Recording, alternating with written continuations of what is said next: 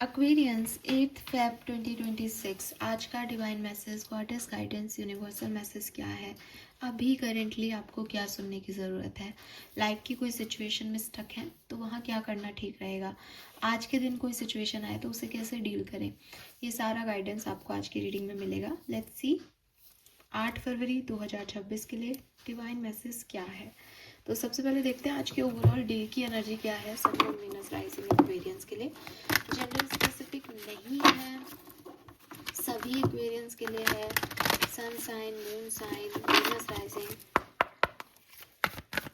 Please universe, please divine power, please spirit guides, please give me the accurate message which are in our higher goods. Thank you.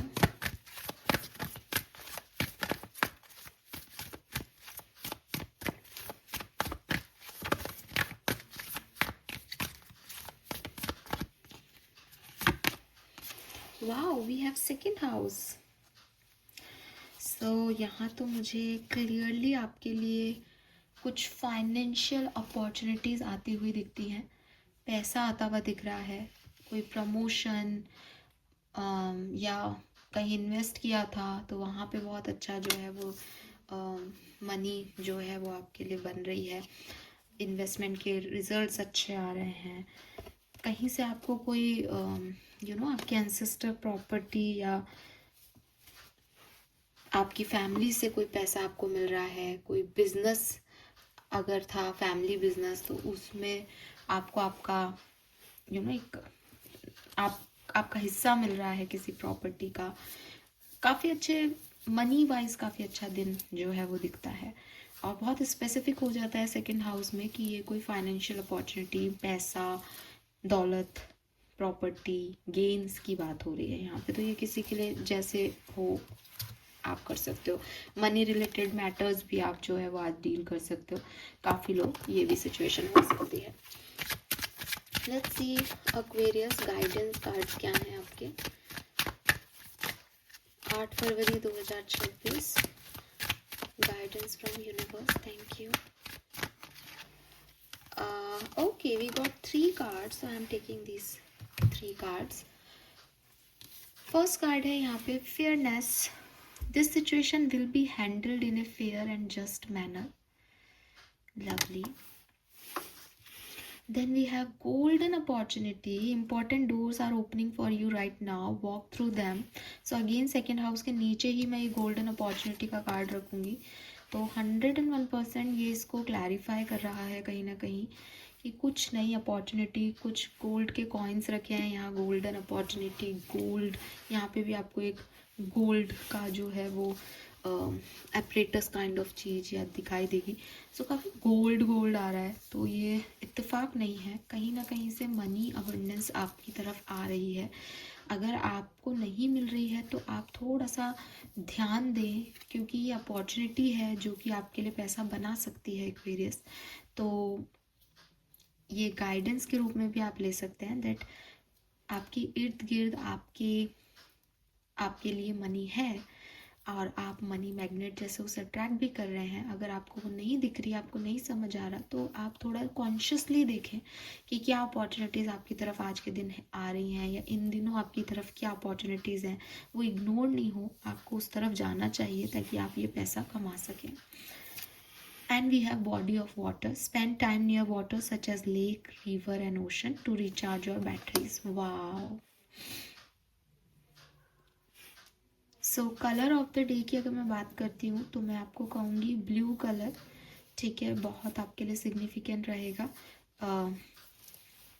Dark blue भी हो सकता है, dark blue ज़्यादा दिखता है लेकिन ये लाइट ब्लू भी हो सकता है। ठीक है, बहुत ज़्यादा ऐसा इंक का शेड भी नहीं है, बट हाँ ब्लू शेड है, ब्लू शेड है ये वाला ब्लू। ठीक है, एंड पहला जो नंबर मैं आपको बोलूँगी तो मैं बोलूँगी नंबर 11, नंबर 1, नंबर 2।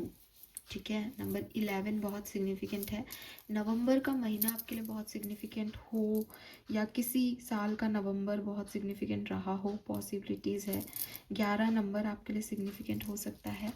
और फिर नंबर 2 बहुत सिग्निफिकेंट है, नंबर 4 बहुत सिग्निफिकेंट है, नंबर 5 बहुत सिग्निफिकेंट है, एंड नंबर 1, 10, 10, 1, ये नंबर बहुत सिग्निफिकेंट है आपके लिए।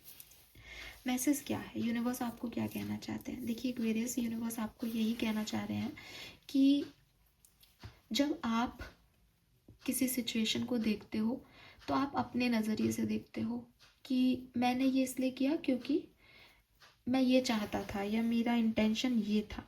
लेकिन जब आप दूसरे को देखते हो तो आप देखते हो कि उसने ऐसा क्यों किया, क्योंकि आप उसके दिल में जाके उसके इंटेंशन नहीं देख पा रहे हो, राइट।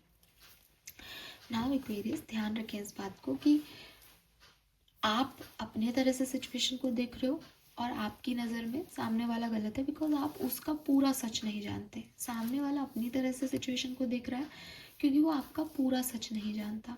तो आप लोग अपनी अपनी जगह सही हो सकते हो क्योंकि जितना आपको पता है उस हिसाब से आपके जजमेंट्स है। लेकिन यूनिवर्स ऐसे नहीं चलता। यूनिवर्स को आपका भी पूरा सच पता है, आपका पास्ट प्रेजेंट फ्यूचर पता है, और सामने वाले का भी पास्ट प्रेजेंट फ्यूचर पता है। तो जब कोई सिचुएशन आपके लिए घटे और उसका कोई आउटकम आए, तो बजाय ये सवाल उठाने के कि अरे ऐसा कैसे हो सकता है, मैंने इतने अच्छे से किया था, उसको क्यों फेवर दे दिया और भगवान देखता नहीं है क्या, इस तरीके की बातें करने से पहले ये समझें कि भगवान वो भी देखता है जो आप नहीं देख पाते। ठीक है, तो अब आप दूसरे की कहानी में तो कुछ कर नहीं सकते, आप सिर्फ अपनी कहानी में एक काम कर सकते हो, क्योंकि आपको उसका पूरा सच ना आज पता चलेगा ना कभी पता चलेगा। अगर कोई आपको ये कह भी रहा है कि मैं आपको अपना पूरा सच बताता हूँ, तो भी नहीं बता रहा वो पूरा सच, उसने 1% अपने अंदर ही रख रखा है। तो आपके पास पूरा सच किसका है? सिर्फ अपने आप का, क्योंकि आपको आपका पास्ट भी पता है और आपका प्रेजेंट भी पता है। तो आप अपने अंदर कुछ चेंजेस लाके अपने आप के लिए अच्छा कर सकते हैं।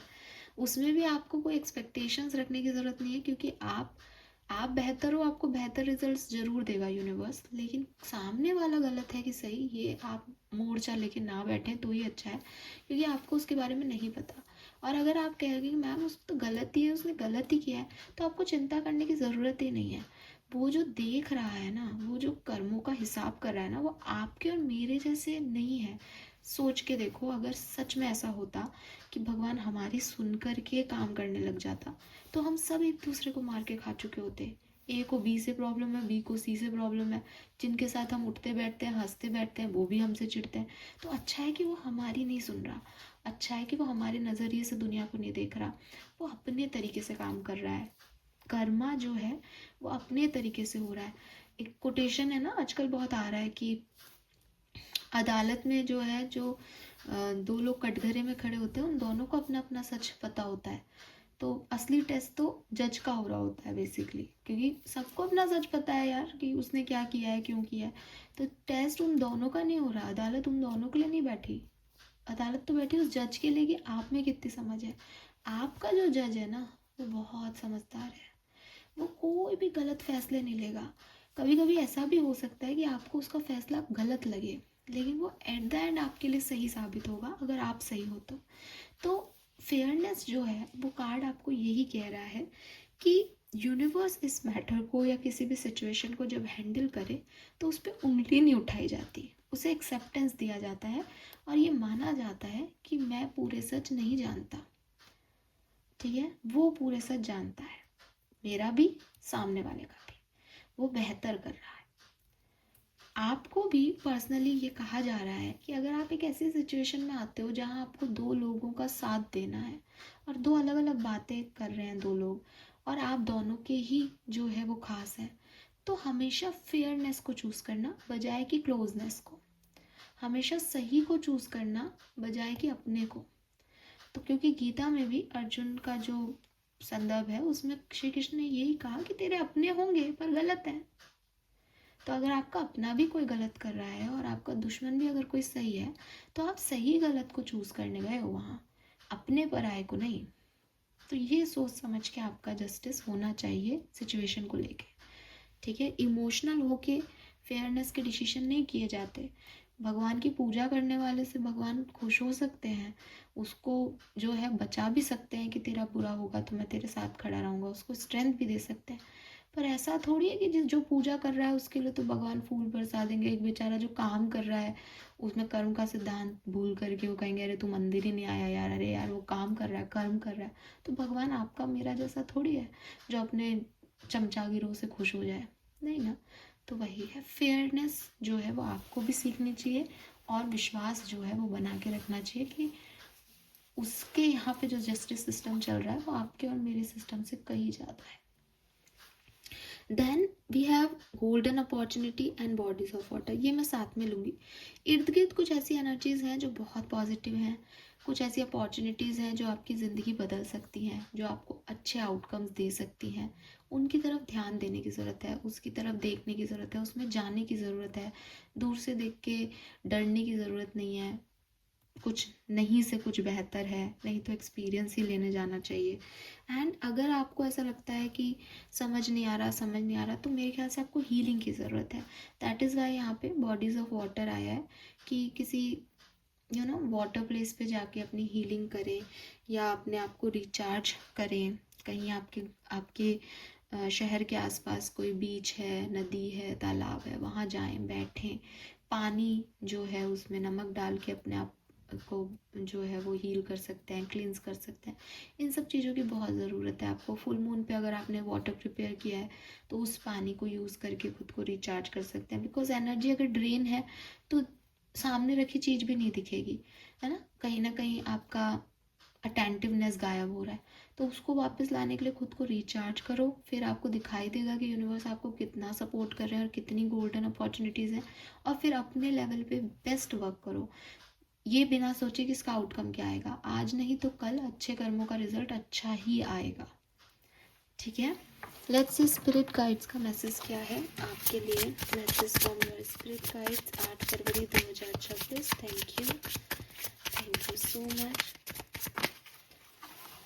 We see that you are on the brink of a breakthrough that you have patiently been waiting for. A situation is about to come full circle. Lessons have been learned. This is a win-win situation for you. Trust that we are working behind the scene to ensure the best outcome for you. Again, बिल्कुल similar message है। कुछ बहुत अच्छा बढ़िया होने वाला है। Wait करें, आप शायद इस मोमेंट का वेट कर रहे हो, बट ये आपके लिए घटने वाली है सिचुएशन, और बस होने वाला है, मतलब वो क्विकली आपके सामने आएगा, ठीक है। कुछ ना कुछ तो बहुत पॉजिटिव है। आपके स्पिरिट गाइड्स, आपके एंसेस्टर्स काम कर रहे हैं उस पर, आपको दिखाई नहीं दे रहा, पर एक बहुत अच्छा आउटकम जो है वो आपके लिए आएगा। कोई सिचुएशन आपके लिए बिल्कुल पॉजिटिवली जो है वो वर्क करेगी। न्यू बिगनिंग्स, अरे वाह, फेरीज मैसेज है आपके लिए। New beginning, this fairy godmother joyous news of a new baby or the birth of cherished idea. Protect and nurture your idea as you would be. तो definitely आपका कोई idea workout कर सकता है। आप रातों रात फेमस हो सकते हो। आपका कोई आपके घर में बेबी बर्थ हो सकता है। आप कोई नया बिजनेस स्टार्ट कर सकते हो। आप कोई नई पढ़ाई स्टार्ट कर सकते हो। और आपके grand mother, grand father spirit word से आपको ब्लेसिंग्स दे रहे हैं। आपके एंसेस्टर्स आपको ब्लेसिंग्स दे रहे हैं, और मतलब आप बेबी जैसा ट्रीट कर रहे हैं। आपको जो चाहिए वो आपको ला के दे रहे हैं। कुल मिला के नई बिगनिंग्स का टाइम है। All the best Aquarius. Thank you so much मुझे सुनने के लिए। चैनल को लाइक और सब्सक्राइब कीजिएगा। Bye bye.